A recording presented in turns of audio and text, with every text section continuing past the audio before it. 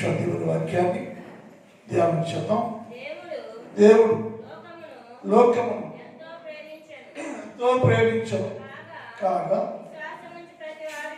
విశ్వాసముంచు ప్రతి వాడును నశింపక నిత్య జీవము పొందినట్లు ఆయనను అనుగ్రహించను.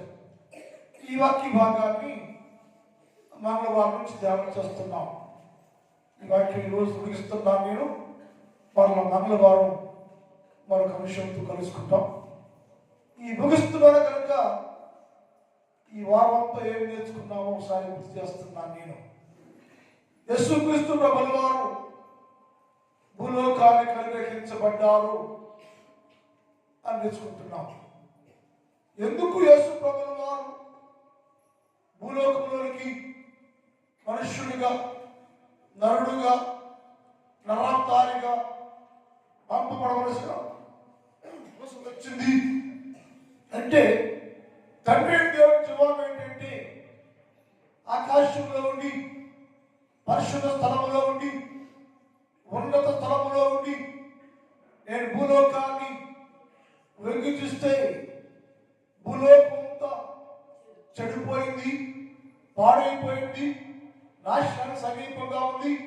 అందుకని నేను భూలోకంలో ఉన్న ప్రతి వ్యక్తిని రక్షించుకొని నశించిపోకుండా కాపాడుకుంటూ నా సంబంధులుగా, దేవుని రాజ్య సంబంధులుగా చెయ్యాలని తండ్రి దేవుడు ఒక ఆలోచన కలిగి, ఆలోచన ప్రకారంగా ఆయన కుమారుడు అనబడే యేసుక్రీస్తు ప్రభుల వారిని సర్వమానవాళి పాపరాంతమై ఏ మనిషి నశించిపోకుండా జీవించే ఉండాలని, పరలోక రాజ్య వారసులుగా ఉండాలని మన అందరి కొరకు యేసుక్రీస్తు ప్రభుల వారిని ఈ లోకంలోనికి అనుగ్రహించారు.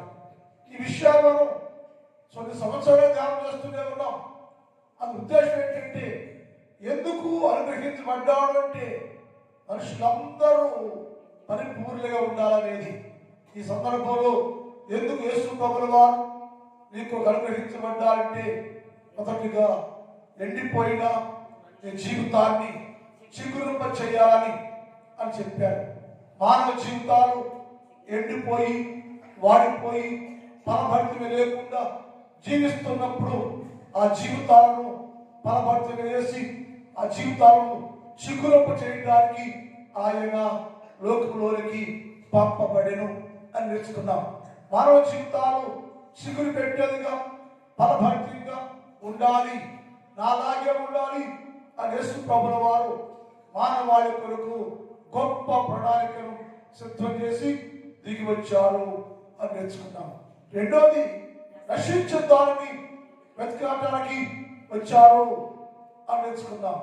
ఏం నశించిపోయారు, ఎవరు నశించంటే ఒకటి, లోకం మనుషులందరూ నశించిపోయారు, నాశనమైపోతున్నారు, నశించారు. ఆ వ్యక్తి నశించకుండా దేవుని రాజ్యంలో ప్రవేశించాలి, అది ప్రణాళిక. అది ఎవరు నశించారయ్యో అంటే మనం ఒకటి, జ్ఞానము లేక నశించారు అని నేర్చుకున్నాం. రెండు, మాట వినక నశించాము అని నేర్చుకున్నాం. మూడోది, మార్గము మర్చిపోతే నశించాము అని నేర్చుకున్నాం. యేసయ్య అన్నారు, మార్గము మర్చిన మనుషుడా, మార్గము తెలియక తిరుగులాడుచున్న మనుషుడా, ఇదిగో నేను నీ కొరకు దిగి వచ్చాను. నేను తండ్రిని నీతో కలిసి ఉండి మార్గం మర్చిపోయావే, ఆ మార్గాన్ని గుర్తు చేసి నిన్ను కొత్త మార్గంలో ద్వారా నన్ను నడపడానికి వచ్చాను అని చెప్పాడు. అదే మార్గం అంటే ఉదయకాలం ధ్యానం చేశాం. అది ప్రతిష్ఠ చేయబడిన మార్గం. నీకు మార్గం ఏర్పాటు చేయబడి మార్గం మర్చిపోయాను. మర్చిపోయిన వ్యక్తికి ఏం చెప్పాడు దేవుడు, ఇదే త్రోవ, ఇదే మార్గము, ఇందులో నడవండి శబ్దం ఏర్పడట. ఆ శబ్దం పడగానే మార్గము మరిచిపోయిన మనిషికి ఒక్కసారి ఎక్కడున్నాడో అర్థమైంది.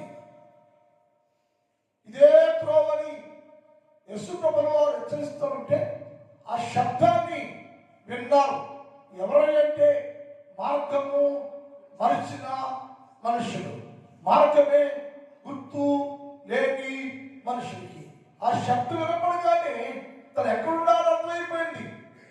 ఆ ఏ స్థలంలో ఆగిపోయాడో, ఎక్కడ తిరుగుతున్నాడో, కొండ, లోయ, పల్లవ, మెట్ట, ఎక్కడున్నాడో గుర్తిస్తే ఆ వ్యక్తితో చేసేనాడు, ఇదిగో నేను నీకు మార్గము చూపటానికి. ఇదేమన్నాడు?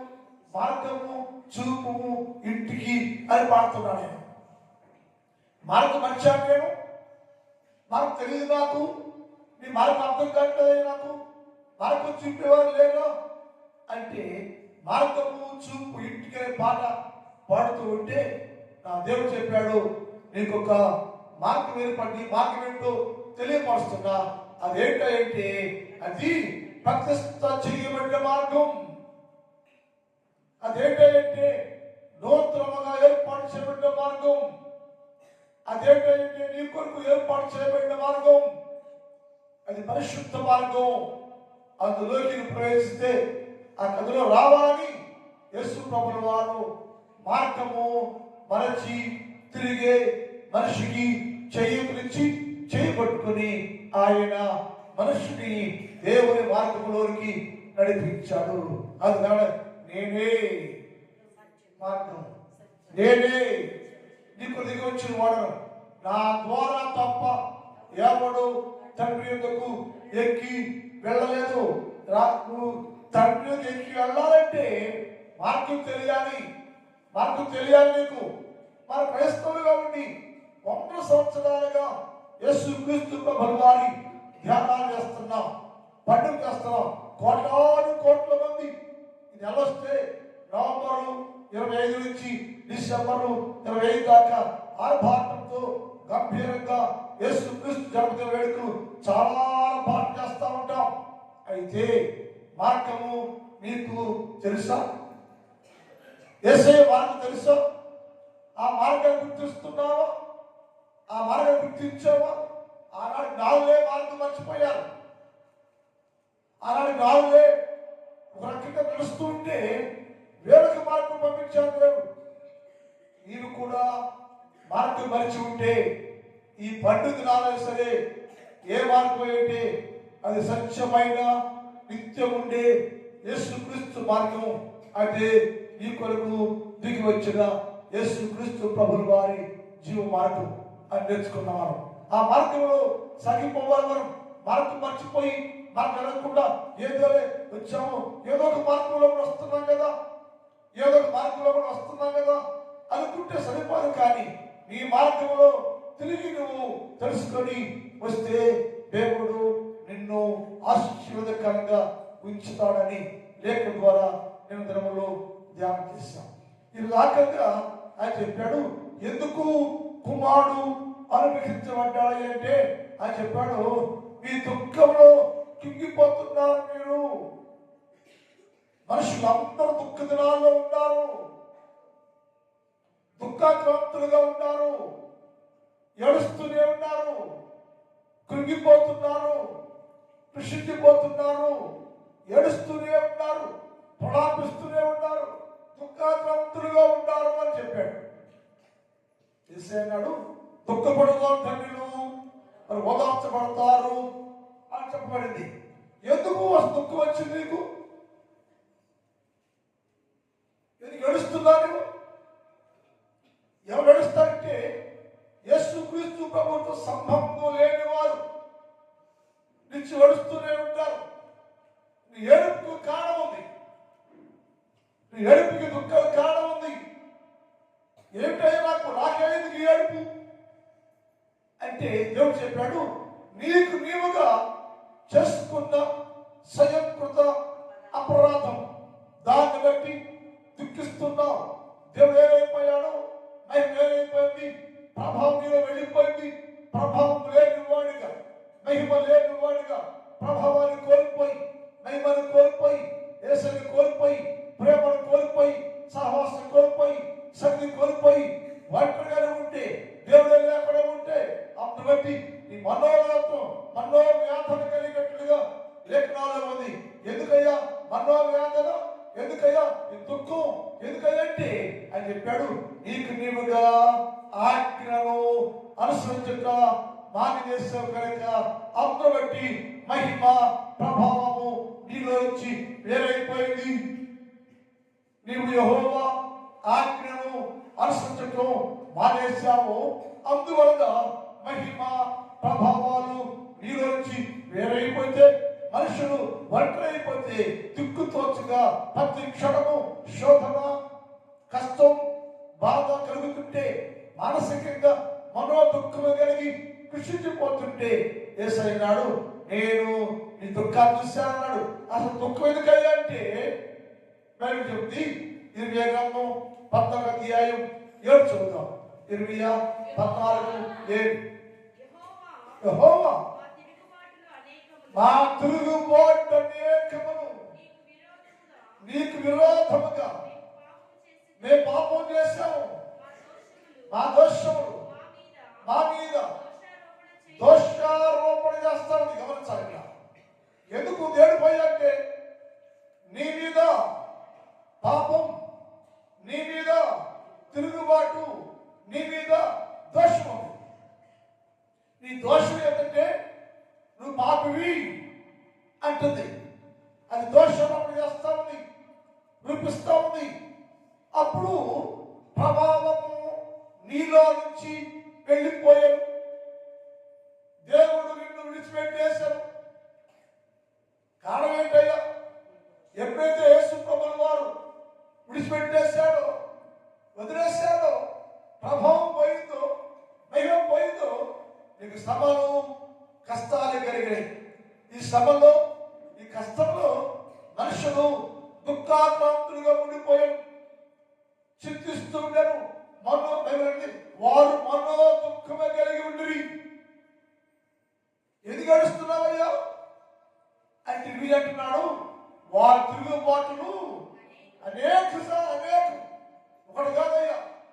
బాల్యం నుంచి నేటి వరకు యేసు ప్రభువు పుట్టి లోకంలోకి వచ్చి సువార్త ప్రకటన చేసి సిలువ వేయబడి చనిపోయి తిరిగి రాబోతున్న దినాల్లో ఉన్నా సరే మనుష్యుడు తిరుగుబాటు స్వభావం కలిగి ఉన్నాడు. నీ పాపము, నీ తిరుగుబాటు, నీ దోషము నీ మీద నేరారోపణ చేస్తా ఉంది. నువ్వు మనిషి అంటే ఒంటరివాడైపోయాడు. యేసయ్యన్నాడు, ఇప్పుడైనా సరే నీ తిరుగుబాటు వలన నీకు కలిగి దుఃఖం ఉంది, ఏడుస్తున్నావు కదా, అది కూర్చోసలేసయ్యా. ఎందుకు ఏడుస్తున్నావు నువ్వు? ఎందుకు ఏడుస్తున్నావంటే అనేక సార్లు దేవుని మీద తిరుగుబాటు, అనేక సార్లు దేవునికి విరోధంగా పాపం, అనేక సార్లు దేవుని నువ్వు దుఃఖపరిస్తే అందువల్ల నీకు ఏమిటంటే దుఃఖమే మిగిలింది.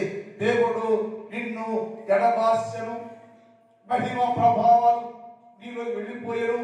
ఒంటరిగా ఆ వచ్చే కష్టాలు పట్టుకోలేక, దేవా ఎందుకయ్యా స్థితి, ఎందుకు కష్టం నాకు, ఎందుకు బాధ నాకు అంటే నీ దోషారోపణ చేస్తావయ్యా. తర్వాత నీ నామాన్ని అయ్యా నువ్వే కార్యం చేయ.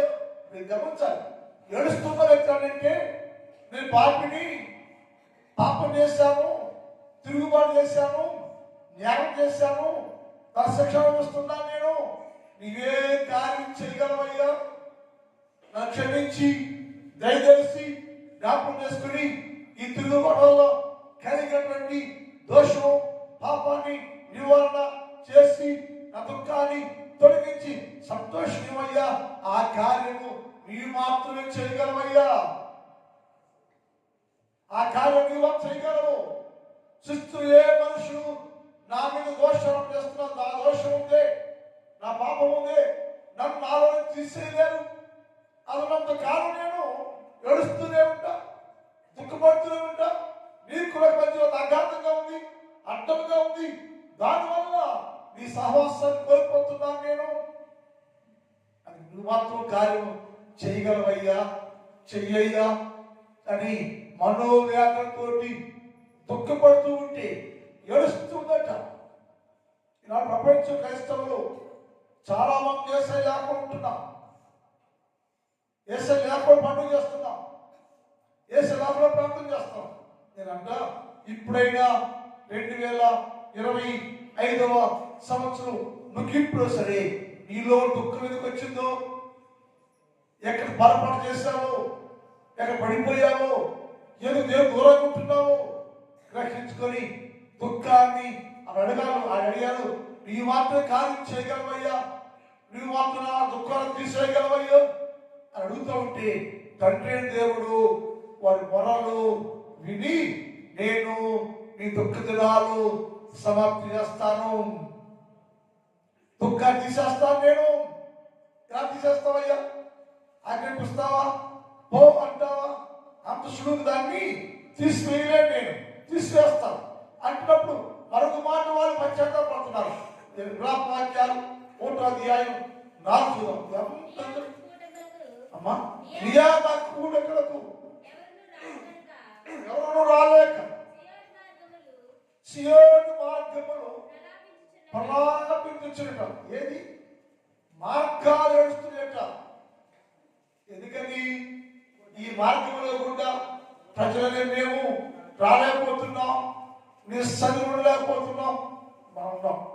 ఈ క్రిస్మస్ దినాలు 40 రోజులు గుండెండు వచ్చాం. వచ్చి పండుగ అయిపోయినా బుధవారం వస్తారా? శుక్రవారం వస్తారా? శనివారం వస్తారా?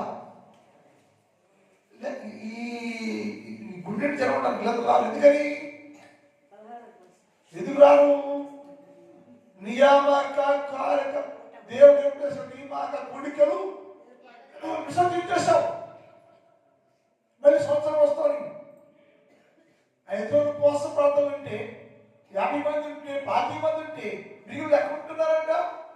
నియామక కోడికలకు రాక పాపం చేస్తే సియోను మార్గాలు దుఃఖపడుతూ ఉంటే సియోను చేస్తున్న క్రియ అంటే ఆజ్ఞను అనుసరించడం మానేస్తే, ఆజ్ఞ సంవత్సరం లేకపోతే, దేవుడు ఏమైపోతే అక్కడ ఏడుపు కలిగితే అంటారయ్యా నేను నిజమేనయ్యా అనేక సార్లు నిజామాక కోడికలు సహవాసాన్ని విసర్జించాం, వదిలేసాం. అంత బట్టి నీవు మమ్మల్ని విసర్జించావయ్యా, కాబట్టి దయచేసి నీవు మాత్రమే నూతన కార్యము చేయగలవయ్యా, క్షమించయ్యా. నా జీవితంలో ఉన్న ఈ తిరుగుబాటు తీసివేసి దుఃఖాన్ని మార్పించే సమర్థులు నీవేనయ్యా అని దేవుని దగ్గర వారు కన్నీరు కలుస్తున్నారు. ఎందుకయ్యా దుఃఖం అంటే?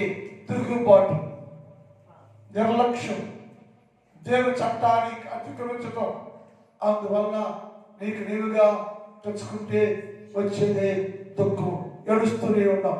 ఆ ఏడుస్తున్న ప్రక్రియలో దేవుడు చెప్పాడు, నేను నీ దుఃఖాన్ని తీసేస్తాను, నేను దుఃఖాలు మారుస్తాను, నేను ఆనందిస్తాను, నేను సంతోషం చేస్తాను, నేను నువ్వు పశ్చాత్తపడుతున్నావు కదా అది విన్నాను. నేను నీ దుఃఖాన్ని తీసివేసి సంతోషం ఉంటాకి నా కుమారుడు యేసు ప్రభువు వారు భూలోకానికి అనుగ్రహిస్తున్నాను. ఆయన వచ్చి నిన్ను దర్శిస్తూ ఉంటాడు. ఎవరు ఏడుస్తున్నారో, ఎవరు కృషించిపోతున్నారో, ఎవరు కృంగిపోతున్నారో వారు దర్శించి దుఃఖాన్ని సమాప్తి చేసి దుఃఖాన్ని తీసివేసి నాట్యంగా మారుస్తా, ఆనందంగా మారుస్తా. కృంగిపోతున్నావా, కృషించావా, దుఃఖంగా ఉన్నావని బాధపడుతున్నావా అనేసి అన్నాడు. నేను నా ప్రియ కుమారుడు అనబడే యేసుక్రీస్తు ప్రభువు వారిని మీకు అనుగ్రహిస్తున్నాను. ఆయన వచ్చి మీ దుఃఖ దినాలు సమాప్తి చేస్తాడు, మీ దుఃఖాన్ని నాట్యంగా మారుస్తాడు. యెషయా గ్రంథం 60వ అధ్యాయం 20వ చూద్దాం. యెషయా 60:20. ఇక సూర్యుడు అస్తమించడు, నీ చంద్రుడు క్షీణించడు, యెహోవాయే నిత్య వెలుగుగా ఉండెను, నీ దుఃఖ దినములు సమాప్తి చేయబడుచున్నవి. ఏడుస్తున్న మనుషులా, దుఃఖపడే మనుషుగా నీ దుఃఖ దినాలు సమాప్తి చేసి సంతోషంగా ఉండడానికి వెలుగుగా వచ్చాను నేను, ప్రకాశిస్తున్నాను నేను. అది ఇదిగా ఉంటుంది. నీ దుఃఖమే రాదు నీకు. ఎందుకంటే యెహోవాయే నీకు వెలుగుగా ఉన్నాడు. ఆయన నిన్ను హెచ్చరిస్తూ ఉన్నాడు. మళ్ళా దుఃఖాన్ని దిగిపోకుండా, మళ్ళా పాడైపోకుండా నీ జీవితంలో ఉన్న ప్రతి దుఃఖాన్ని ఆయన మాత్రమే తీసివేస్తాడని లేఖనాల ద్వారా హెచ్చరిక చేయబడింది. అదే యెషయా 51:11 చదువుతాం. ఇవన్నీ తెలిసిన వాక్యాలే. యెషయా 51:11. యెహోవా చేత విమోచించబడిన వారు అంటే ఎక్కడ నుంచి విమోచించబడ్డారు? దుఃఖములో, తిరుగుబాటులో, పాపములో, దోషములో కృషించిపోయిన నిన్ను ఆ యేసుక్రీస్తు ప్రభువు వారు వచ్చి విమోచన కలుగు చేస్తే, ఎప్పుడైతే విమోచించబడ్డావో దుఃఖం ఎగిరిపోయాను, దుఃఖం ఆగిపోయాను. సంగీత నాదముతోటి సియోను తిరిగి వచ్చి నిత్య సంతోషంగా ఉంటావయ్యా. నీ దుఃఖాన్ని, దుఃఖమును, నిట్టూర్పును తొలగిపోతాయి. ఎందుకంటే వచ్చాను నేను. నడుస్తున్నావు కదా, దుఃఖిస్తున్నావు కదా, నీ దుఃఖాన్ని చూశాను నేను, నీ బాధను చూశాను నేను, నీ బలం విన్నాను నేను.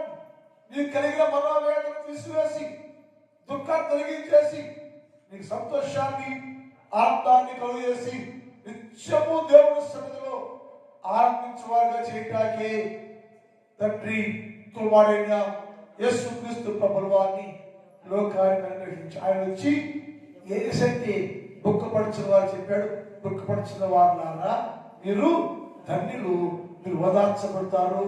రుచి ఓదార్స్తాను నేను, రుచి ఓదార్స్తాను, నీ కన్నీరు పిలుస్తాను నేను, దుఃఖాన్ని బంధిస్తాను నేను, ఎల్లకాలం సంతోషం ఇవ్వడానికి వచ్చాను నేను అని యేసయ్య అని వాగ్దానం చేస్తున్నాడు.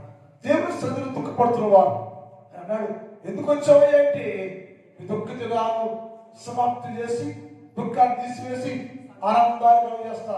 నేను ఆనందాన్ని కలుగు చేస్తే, దుఃఖం తీసివేస్తే ఎప్పుడు నీవు నీ కుటుంబము, నీవు నీ యవనస్తులు, నీవు నీ కుటుంబ పెద్దలు అందరూ కూడా నిత్య సంతోషంతో ఉండులాగా సంతోషాన్ని నీకు ఇవ్వటాకే నేను పరలోక మహిమను విడిచి భూలోకంలోకి కుమారుడిగా, నరుడుగా, తర్వాత కిందకి పంపబడ్డాను, దిగి వచ్చాను. నేను నీ కోసం నీ కన్నీరు తుడిచేసి, దుఃఖాన్ని తీసివేసి, నాట్యాన్ని మార్చేసి సంతోషం వేసే నిత్య సంతోషాన్ని నీకు ఇచ్చి నిత్యము యేసుక్రీస్తు ప్రభు సన్నిధిలో సంతోషభక్తులుగా చేయటానికి యేసుక్రీస్తు ప్రభువు వారు భూలోకి వచ్చారు. సర్వోన్నత స్థలంలో స్మయమై క్రీస్తు మనుషుల భూమి మీద సమాధానం అందరికీ సంతోషాన్ని కలుగు చేయడానికి యేసు ప్రభు వచ్చారు. చివరికి మాట చూద్దాం. 20 గ్రంథం 31 అధ్యాయం 13 చూద్దాం. 31 ఏమైనా ఇప్పుడు ఏడ్చావు నీవు, ఇప్పుడు ఏడ్చావు నీవు, దుఃఖించావు నీవు. ఎస్ అన్నాడు, నీ దుఃఖానికి బదులుగా సంతోషిస్తున్నా నేను. దుఃఖిస్తున్న మనుషుడా, దుఃఖానికి కారణం ఏంటే నీ పాపం, నీ తిరుగుబాటు, దేవుని ఆజ్ఞకు లోబడకపోవటం వలన నీకేమొచ్చిందంటే దుఃఖము, వేదన కలిగింది. ఇప్పుడు వచ్చాను నేను, దిగి వచ్చాను నేను, నీ మంచి వచ్చాను నేను, నీతో ఉంటున్నాను నేను, నీతో ఉండి నేను నీకు కలిగిన దుఃఖము, దుఃఖానికి బదులుగా సంతోషమిచ్చి వారిని ఆదరిస్తానమ్మా. ఇప్పుడు దాకా దుఃఖంతో ఉన్నావా, దుఃఖంగా ఉన్నావా, నేను వచ్చాను అని నిన్ను ఆదరిస్తాను. నేను ఒక కథ చెప్తాను చెప్పాడు. అయితే ఒక తల్లికి కుమారుడు ఉన్నాడు, వాడు చనిపోయాడు. భార్య మీద వ్యక్తి తీసుకెళ్తా ఉంటారు. మరణము బయటికి వెళ్తా ఉంది, జీవము లోనికి వస్తా ఉంది. గుమ్మములో గమిలో యేసు ప్రభువు జీవం లోనికి వస్తా ఉంది. ఈ చనిపోయే శవం వెళ్ళిపోతా ఉంది. ఈ శవం దగ్గర ఆ పిల్ల తల్లి, బంధువులందరూ ఏడుస్తూనే ఉన్నారు, దుఃఖిస్తున్నారు. అయ్యో నా కొడుకు వెళ్ళిపోయాడని ఏడుస్తూనే అక్కడ ప్రజలందరూ చాలా సార్లు అమ్మ ఏడవబాకమ్మ, ఏడవబాక, అయిపోయింది కదా, పోయాడు కదా, ఏం చేయలేము వారి అమ్మ అని కూడా ఉంటారు. కానీ ఆ తల్లి ఏడుస్తూనే ఉంది. లోనికి వచ్చి జీవం ఉందే, జీవం లోనికి వస్తూ ఆగింది. ఎక్కడ ఆగింది? సముద్రం ఆగింది అని చెప్పాడు. అమ్మా ఏడవబాక. ఎంతమంది చెప్తే ఏడుపు ఆవిడ జీవమని వేసుకున్న లోనికి వచ్చి పాపం ఏడవబాకమ్మా, ఏడవబాకు, నీ దుఃఖ దినాన్ని నేను సమాప్తి చేస్తున్నా, దుఃఖాన్ని తీసుకొస్తున్నాను, నీకు ఆనందంగా ఉంది అని చెప్పి భార్య మీద ఉన్న బిడ్డను లే అంటే లేచాడు. జీవం వచ్చింది, బ్రతికించాడు. బ్రతికించి తల్లికి అప్పచెప్తే ఆ తల్లికి నిత్యం ఆనందంగానే ఉంది. కుమారుడు కోల్పోయాను, బిడ్డను కోల్పోయాను, ఎవరు దిక్కెవరు నాకు అంటే చేశాడు. నేను నీ దుఃఖ దినాన్ని తీసివేసి ఆనందంతో ఇచ్చి ఆదరిస్తా, నేను ఆదుకుంటా, నేను ఆదర కర్తం నేను అని చెప్పి ఆయన దుఃఖాన్ని తీసివేసి ఆనందాన్ని ఇచ్చి ప్రభు ఆమె చూచి ఆమె కనికరపడి ఏడవద్దని ఆమెతో చెప్పి దగ్గరికి వచ్చి పాడిన పుట్టుగా ఏడ్చడంతో నిలిచిరి. ఆయన చిన్నవాడ లెమ్మని చెప్పగానే ఆ చనిపోయిన వాడు లేచి కూర్చుండి మాట్లాడసాగను. అయ్యా లేచి కూర్చుని ఏమైందంటే దుఃఖం పోయింది, జీవం వచ్చింది. దుఃఖం పోయింది, ఆనందం వచ్చింది. ఈ ఆనందం ఎప్పుడు దాకంటే నిత్యానందం. అది కారణం ఏంటి? నేను నీకోసం పరలోక రాజ్యంకి దిగి వచ్చా, పప్పట నేను వచ్చి ఈ మనోవేదనను దుఃఖాన్ని తీసేస్తున్నాను నేను. అది 13 చదువు సార్.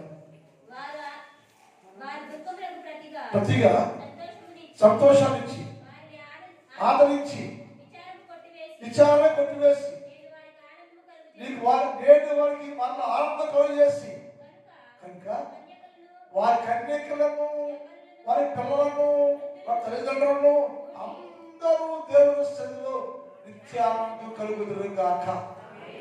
అందుకే వచ్చాను.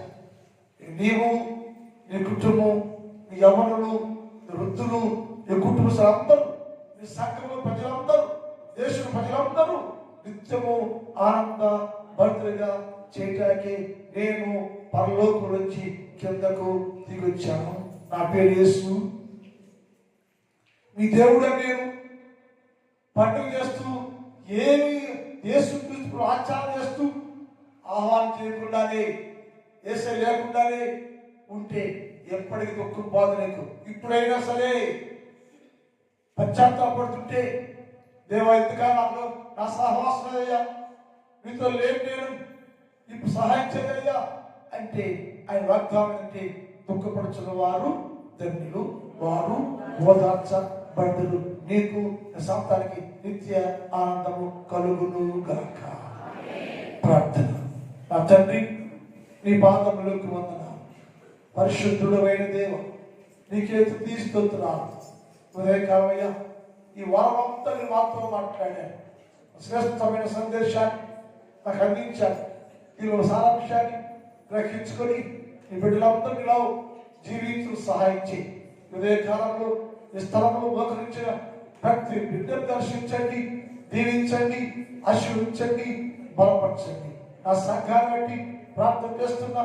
నా సంఘాన్ని దర్శించండి, దీవించండి. ప్రతి కుటుంబానికి సంతోష క్రిస్మస్ యొక్క దీవిన, సంతోషం, ఆనందాన్ని కలుగు చేయ ప్రభా.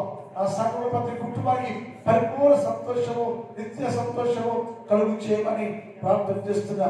వ్యవసాయం చేస్తున్నా ప్రతి రైతు ఈ నామంలో మంచి పంట పుచ్చుకు సహాయం చేయి. కష్టపడి పనులు చేస్తున్న వీళ్ళందరూ దర్శించండి. వారి పరిపాట్లలో తోడుకోండి. కాలేజీల్లో, హై స్కూళ్ళలో చదువుకున్న విద్యార్థులను దర్శించి, దీవించి, బాగా చదువుకుని పరీక్షల్లో ఫస్ట్ ర్యాంకులు పాస్ అయ్యేబట్టే చేయి.